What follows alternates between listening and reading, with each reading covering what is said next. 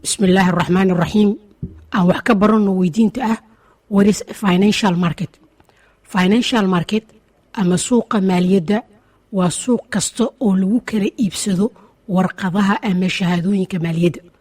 haddaba financial marketka waxaa ka tirsan suuqa lagu kala iibsado shareerka stock market, sidoo kale suuqa sarifka lacagaha kala duwan foreign exchange market iyo wixii la halmaala. si aan xog dheeraada uga helno qeexidda shahaadooyinka ama warqadaha maaliyadda financial security or financial instrument, fadlan ka dhageyso lifaaqa hoose oo aan hadda koor ku soo sharaxnay.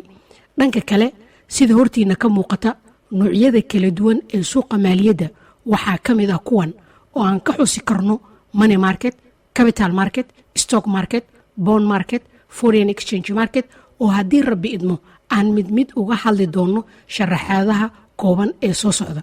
mahadsanidin waa inoo mar kale haddii rabbi idmo.